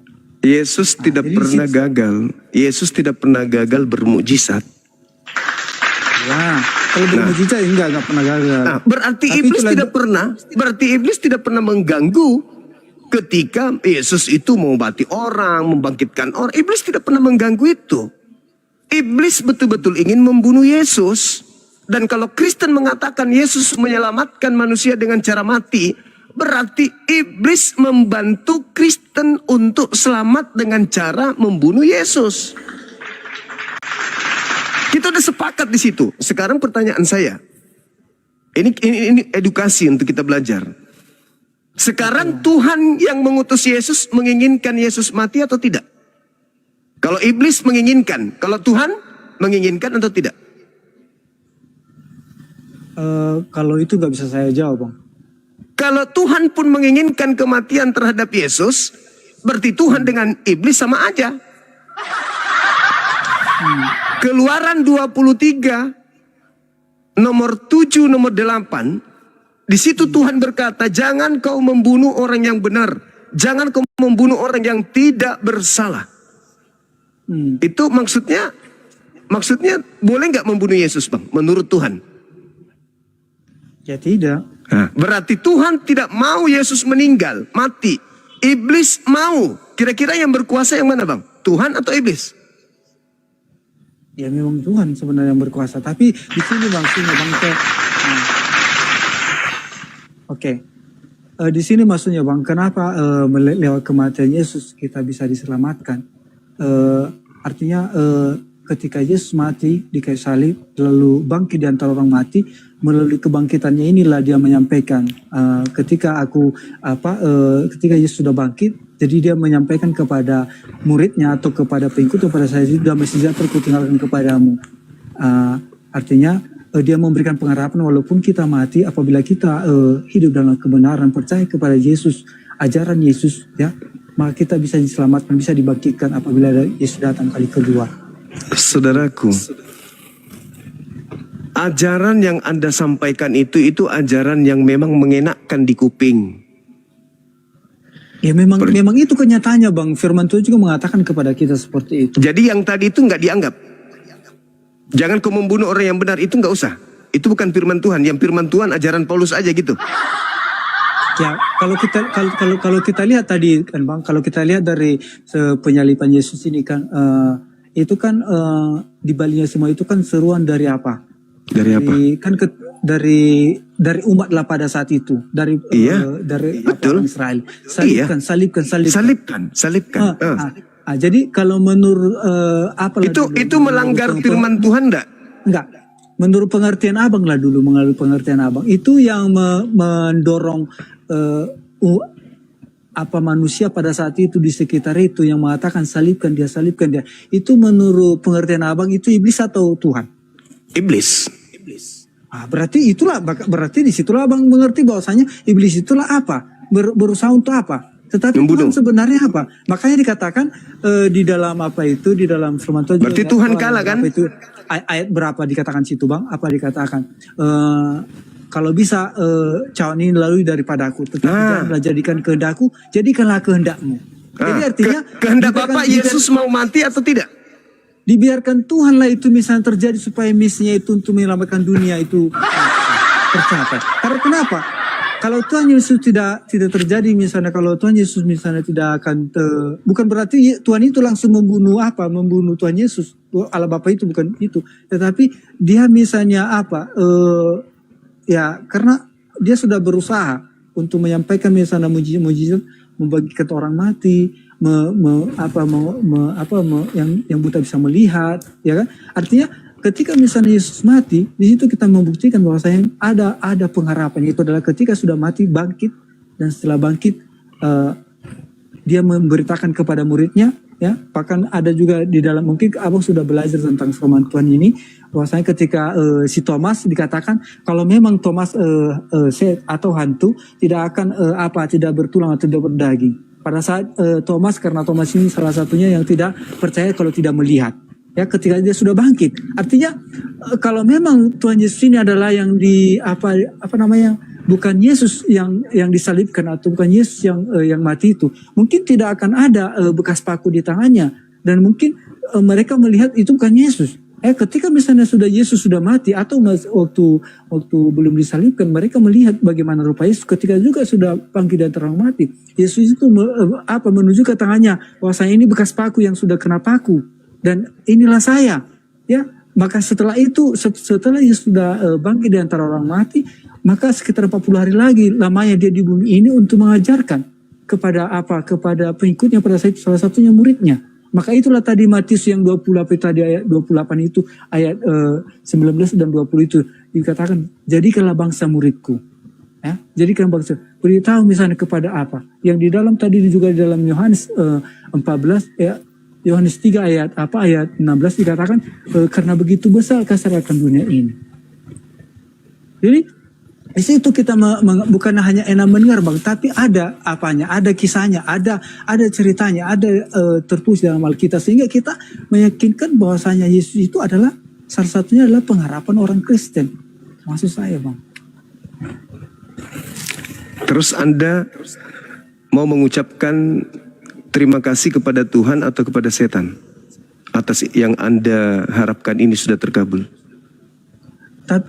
Yang saya berterima kasih kepada Yesus, Bang. Bukan kepada Tuhan? Bukan kepada Tuhan yang di tempat Yesus berdoa?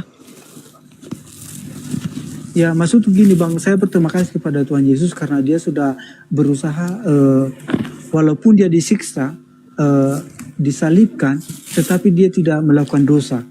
Artinya visi misinya untuk menyelamatkan dunia sudah berhasil di kayu salib. Sudah berhasil. Berarti iblis berhasil ya? Kalau iblis itu dia berhasil untuk membunuh Yesus, tapi dia berhasil untuk mencegah misi Yesus untuk menyelamatkan dunia. Loh, mana yang betul? Iblis punya pekerjaan berhasil menyelamatkan dunia. Enggak. Lah, itu kan menurut tafsiran Abang. Itu kan menurut tafsiran Abang. Yesus bisa nggak mati tanpa iblis? Yesus bisa mati tanpa iblis? Ya, mungkin tidak. Tidak bisa. Lalu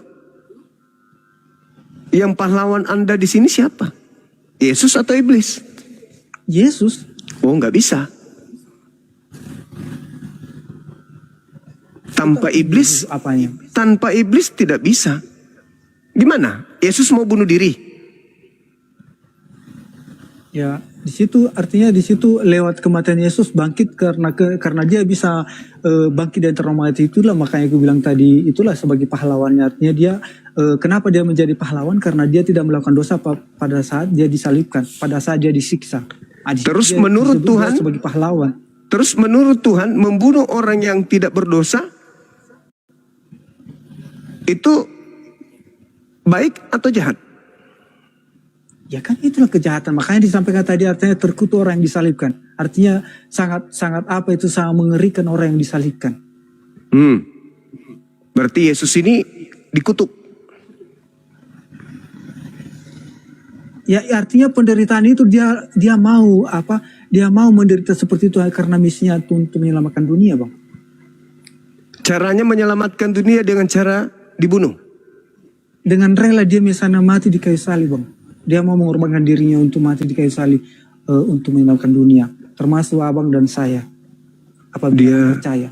Enggak, saya enggak percaya karya iblis. Maaf. Sekarang begini.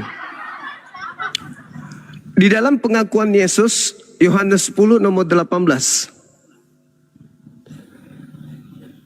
Tidak ada yang sanggup kemudian untuk membunuh Yesus. Tidak ada.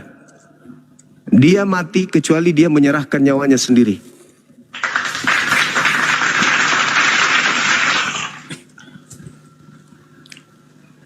Apa tadi Yohanes 10 tadi bang? Iya, nomor 18. Nomor 18, judul besarnya bang, Gembala yang Baik. Ayat 18 ya. Tidak seorang pun mengambil daripada aku, melainkan aku memberikannya menurut kehendakku sendiri. Aku berkuasa memberikannya dan berkuasa mengambilnya kembali. Inilah tugas yang ku terima dari Bapakku. Ada nggak yang bisa membunuh Yesus? Berarti terima kasih bang. Jadi tambah pengetahuan saya dengan hal ini. Ya, Jadi ada nggak yang dia memberikan nyawanya untuk apa? Untuk tebusan umat manusia. Oke. Itu maksudnya bang. Oke, baik. Jadi tidak ada yang bisa mengambil nyawa Yesus kan? Nggak bisa ada mengambil nyawa Yesus. Tapi lewat apa itu tadi? Lewat pengantaran manusia itu tadi untuk menyelidiki. Iblis tadi, berhasil nggak mengambil nyawanya? Bukan mengambil. Iblis itu bukan mengambil nyawa Yesus bang. Tapi apa? Tadi yang menginginkan kematian kepada Yesus siapa bang? Yang menginginkan kematian? Yang menginginkan kematian Yesus tadi ya. Kalau iblis itu kan dia berencana untuk mengagalkan misi Yesus, itu aja intinya. Kok misi terus Anda sebutkan ini? Bung, Anda punya agama Kristen, misi Yesus datang ke dunia adalah mati. Itu konsep di agama Anda. Dia turun ke bumi untuk mati. Nah, iblisnya ini mencegat Yesus untuk mati atau memerintahkan orang-orang membunuh Yesus? Mana yang betul, Bang?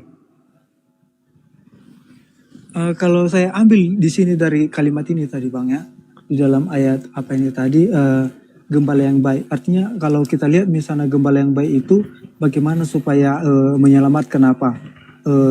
Apanya gitu, ternanya atau domba-dombanya, dia berusaha menyelamatkan. Karena pernah juga mungkin apa pernah dengarkan juga disampaikan bahwasanya 99 dombanya dalam kandang, tapi satu yang hilang, dia akan berusaha mencarinya itu. Artinya karena saya sampaikan tadi dalam karena begitu besar kasih Allah. Artinya walaupun misalnya tidak berharga di mata manusia, tapi berharga kita di hadapan Tuhan. Ya, sekali lagi saya ulang, Bang. Yesus turun ke bumi itu untuk mati kan? Menurut konsep keyakinan Anda, siapa yang kemudian membantu Yesus untuk mencapai cita-citanya mati? Iblis kan? Kalau yang dari cara abang menerangkan itu berarti kalau membantu berarti direncanakan, Bang. Direncanakan kerjasama iblis dengan Tuhan. Kan kira-kira seperti itu kalau abang mengalihkan pembicaraan kita ini. Anda yang menganggap kerja iblis itu jalan selamat. Berarti kerjasama antara iblis dan Yesus menyelamatkan Anda. Jadi kontesnya, Bang, bukan kerjasama, Bang. Yang kontesnya itu tadi, iblis berencana untuk mengagalkan misi Yesus untuk apa? Untuk mengabarkan atau keselamatan. Salah satunya ketika Yesus nanti disalibkan, mungkin dia akan berbuat dosa atau menyalahkan Allah Bapa. Kan kira-kira seperti itu. Nah, itulah misinya. Tapi ternyata ketika Yesus disalibkan, ketika Yesus disiksa, Tuhan Yesus tidak melakukan dosa. Maka sebelum Yesus itu kan Tuhan udah tahu dia sebelum dia disalibkan. Apa dia katakan? Kalau bisa cawan ini lalui daripada aku. Tetapi janganlah jadikan kehendakku, jadikanlah kehendakmu yang jadi. Artinya misi iblis ini tadi berusaha dia mengagalkan itu. Artinya kalau Yesus nanti disalibkan, maka dia akan apa? Akan menyalahkan Allah Bapa dengan dia menderita sebagai manusia. Dia apa? Disalibkan. Tetapi ketika Yesus sudah disalibkan, Yesus sudah melakukan dosa. Bahkan dia tidak menyalahkan Bapa. Sehingga dia bisa bangkit bangkit di antara orang mati. Dan dia membuktikan juga itu. Dan sebelum dia disalibkan, sebelumnya dia sudah menyampaikan kepada muridnya. saya akan mati pada hari ketiga, saya akan bangkit. Dan itu Tidak. dia buktikan ketika dia Tidak sudah ada bangkit. dibilang saya, Bang. Anak manusia. Oh, oke. Nah, Mm-mm. mungkin dibilang anak manusia karena oke lah Bang. Jadi itulah mungkin Abang udah lebih fasih dengan ayat ini, Alkitab ini. Sekarang Saya begini. terima kasih juga Bang, saya jadi Ketika dalam Anda- firman Tuhan dengan belajar dengan Abang. Sekarang begini. Ketika Anda berkata di dalam Lukas 22 Yesus berdoa. Di mana dia mengatakan, biarlah kemudian cawan ini berlalu, tapi bukan atas kehendakku. Ini kan detik-detik penangkapan kan? Iya. Artinya dia tahu sebenarnya dia mau disalibkan. Detik-detik penangkapan. Iya kan? Iya. Yesus berdoa. Kemudian malaikat turun memberikan kekuatan kepada dia. Betul? Di Lukas 22 itu. Malaikat turun memberikan kekuatan kepada Yesus. Sehingga dia sangat ketakutan. Peluhnya seperti titik-titik darah yang berjatuhan ke tanah. Jadi Yesus pasrah enggak di situ Yesus? Pasrah enggak Yesus, Bang? Ya pasti pasrah Bang, karena dia Dia serahkan kepada Bapa. Iya. Sekarang pertanyaan saya, ketika Yesus mengatakan atas kehendakmu, apakah Bapa berkehendak membunuh Yesus? Atau menyelamatkan Yesus? Mana yang benar? Mencelakakan Yesus atau menyelamatkan Yesus? Kehendak Bapaknya. Ya, karena Allah Bapa itu tahu sebenarnya itu penderitaan Yesus itu akan disalibkan, akan menderita. Iya, enggak Bang. Dia. Itu kan Artinya asumsi gini, Anda. Itu asumsi. Sekarang begini ya Bang, sederhana aja. Yesus pasrahkan kepada Bapa, atas kehendakmu yang harus terjadi ya, aku ikut aja. Nah, Bapa ini kehendaknya apa? Membunuh Yesus, menganiaya Yesus, atau menyelamatkan Yesus? Ya kan karena udah tahu tadi kita itu kan Bang, di dalam sebenarnya dari jawaban yang Abang pertanyakan itu kepada saya itu, yaitu tertulis dalam Yohanes apa itu tadi Bang, Yohanes 3 ayat 16 itu yang Tidak ada hubungannya dengan pembunuhan di Iya. situ, Abang. Tidak ada. termasuk di situ Bang. Kenapa saya bisa? Astagfirullahaladzim ya Allah ya Karim. Kok jadinya ke sana? Kenapa aku bilang gitu Bang ya? Saya bacakan dulu sama Abang ya, supaya apa lagi? Karena begitu besar kasih Allah akan dunia ini. Ya? Percaya. Meruniakan anak yang tunggal. Supaya siapa yang percaya? Percaya. Jadi artinya ketika anak yang Terus apa tunggal hubungannya itu, dengan salib? Apa hubungannya dengan salib? Anak yang Ada apa hubungannya dengan salib? Percaya kepada Yesus? ya karena Yang anak yang tunggal itu tadi. Oke. Anda hanya modal ngeyel. Begini abangku, pencipta langit dan bumi itu menghendaki apa terhadap Yesus? Kematian atau keselamatan? Itu loh dulu. Kematian di kayu salib maksudnya gitu. Enggak, dia dimanapun, mati disengat listrik kek, mati digigit tawon kek. Tuhan ini menginginkan Yesus itu mati atau menginginkan Yesus selamat.